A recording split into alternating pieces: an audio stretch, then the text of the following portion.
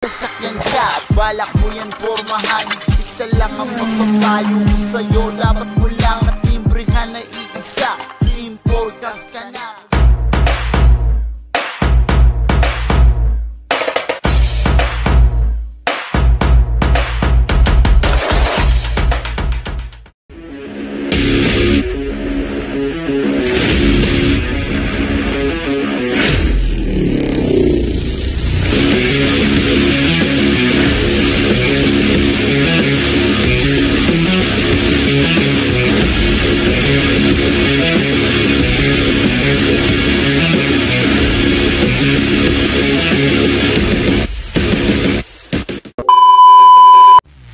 Meron tayo dito Kia Carnival.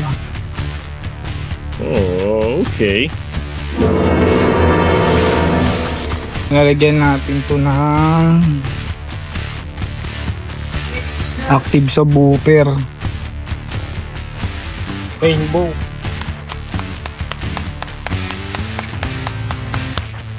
Kapitan natin ng rainbow 120 watts RMS 8-inch. Lagyan natin to dito sa driver side. What? Ay, passenger side lalagay natin. Ito yung sub control nya. Tapos kakabitan din natin to ng separates. 6.5. Nice! 6.5 200 watt. Bago natin kabit to, deadening muna tayo. Ayan. Hatiin na natin pang deadening na to para sa dalawang pintuan. Hatiin na natin to. Oh my God! Ngayon gawin muna natin, baklasin muna natin tong panel na to para makapag-deadening tayo. Tapos kabit na natin yung pamboses. Ayan, pakita ko sa inyo. Ito yung wiring kit na gagamitin natin, Alpha Gauge 8 para dito sa subwoofer natin.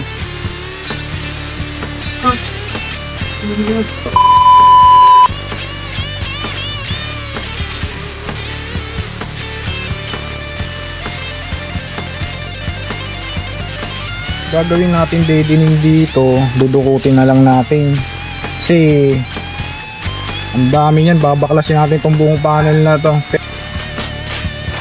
Pero kaya naman kahit dukutin natin kasi balandrahan lang naman, importante natin pa-deadening dito eh. Kahit di na natin baklasin itong panel na to, okay lang, kaya nang dukutin dito yan. Deadening muna tayo.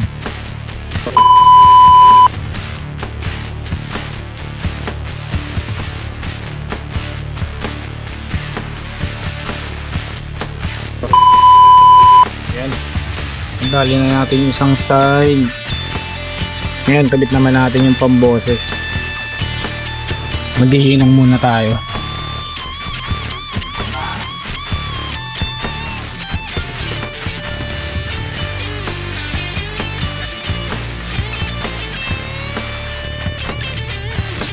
Hinangan muna natin to. Yung tweeter nga pala, lalagyan na natin dito sa may dashboard.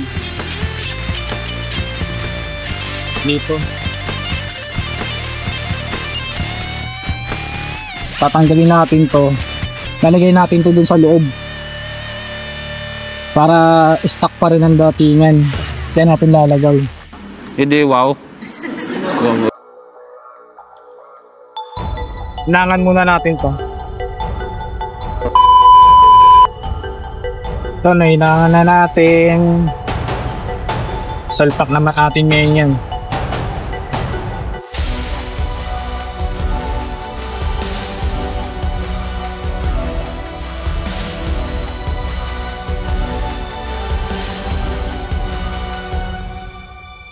Yan, pinaporme niya.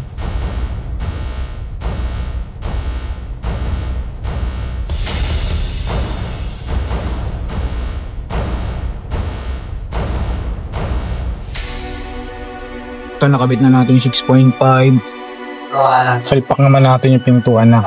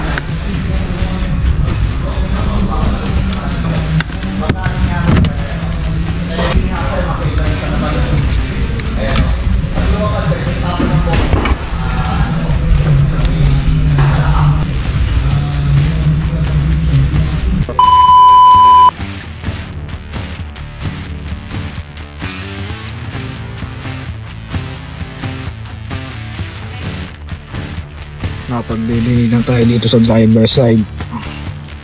Sasalpak naman natin tong pamboses niya.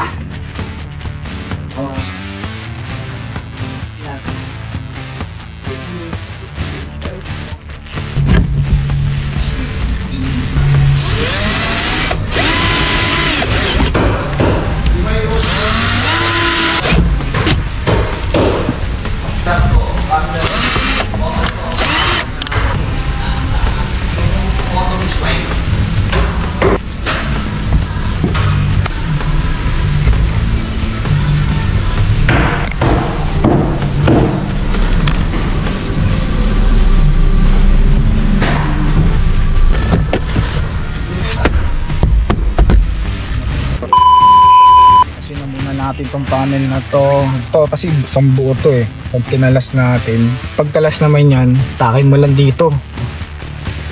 Yan, medyo matigas lang. Kalasin muna natin.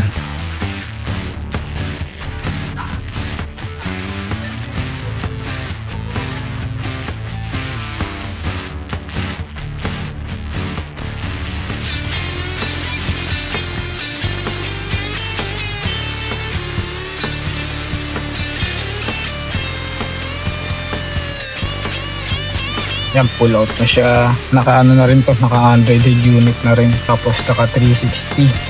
Yan, kaya natin kinalas to. Kukuha tayo dito ng sub out. Yan. Patay sub out yan. Tapos remote. Yan, ito remote. Kukunin natin yan. Signal yan papunta dun sa amplifier. Yan. Magtatap muna tayo. Ito na yung tweeter, nakabit na natin, garland din. Tapos hindi na pala natin kinabit yung passive crossover. Nalagyan na lang natin ng condenser po. Pwede rin naman yung gawing condenser, yung tweeter. Ito, ginawa lang natin ng condenser para diretso salpak na lang tayo.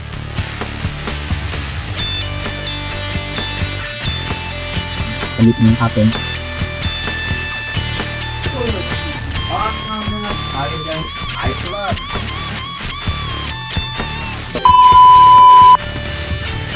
Diba? Parang stock pa rin yung dating.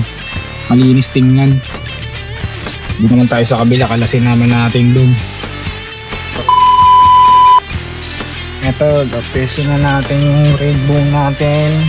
Napagapang na rin natin yung supply. I-fix na lang natin ito mamaya. At tapos ito, no? Tapos ito, nakapesto yung gauge 8 na fuse.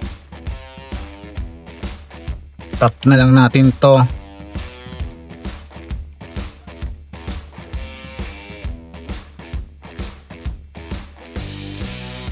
I-fix na rin natin yung radyo.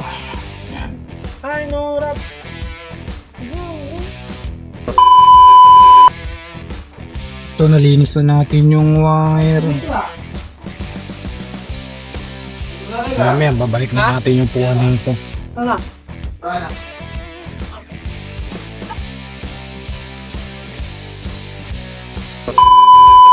Yun.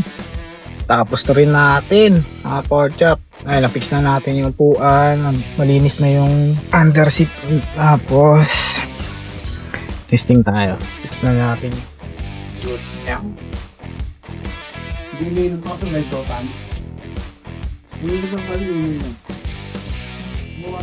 Etong 360 pala, hindi kami nagkabit na ito. Meron siyang kinabitan na iba. Ang problema dito sa 360 na to, hindi nakaka-calibrate.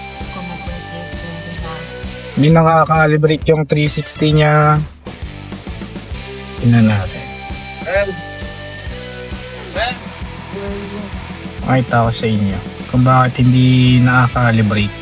Kasi dapat pag tinready mo yan, walang shadow na makikita dyan sa gilid. Ito, yung sinasabi kong shadow na yan, hindi lahat naka-view yung mga auto. Kumbaga parang, yan, madaling salita, hindi talaga nakalibrate. Kasi tingnan mo yung viewfinder niya, basag lahat. Dapat pag sinelect mo yung mga yan, halos ganyan titingnan, ganyan dapat ang view, hindi dapat ganyan. Basag tingnan eh. Dapat malinis. Dapat ganito. Dapat ganyan. Ito yung front niya. Ito yung bird view niya. Hindi siya ganun kalinis.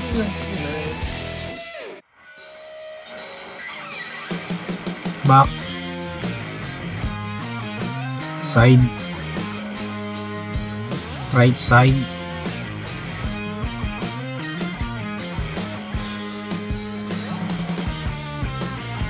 Functional naman yung ano niya. Yun lang ang problema natin. Tatanong ko din sa may-ari kung gusto niya ipakalibrate kasi additional pa yun eh. Ayun no, kitang kita diba? Basag yung area na yan, dapat hindi basag yan. Kung ano yung view mo dito sa single cam, dapat ganun din ang view mo. Ayun.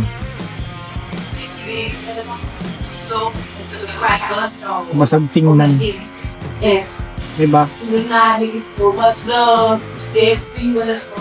So hindi siya maganda. Hindi siya maganda tingnan. Parang na-stretch yung camera. Sayang. Pero okay naman yung sounds na kinabit natin, install natin. Goods na goods naman na. Kumbaga, itong setup na to, yung setup na to, pwede na to pagka gusto mo i-upgrade yung audio mo, pwede na. Yung may konting bayo ka lang, may konting sub ka lang, tapos in-enhance mo lang yung boses mo, yun, pwede na to. Yun lang ang ano ko dito, yung sa 360. Kasi pag ako nagkakabit ng 360, walang ganitong shadow. Yung ganyan, yung basag yung lente, ibig sabihin. Wala dapat ganyan. Yun lang. Pero kaya ko na may calibrate yan. Tatanong lang muna natin sa may-ari kasi mag-additional siya dun sa calibration, dun sa labor. Yun lang naman.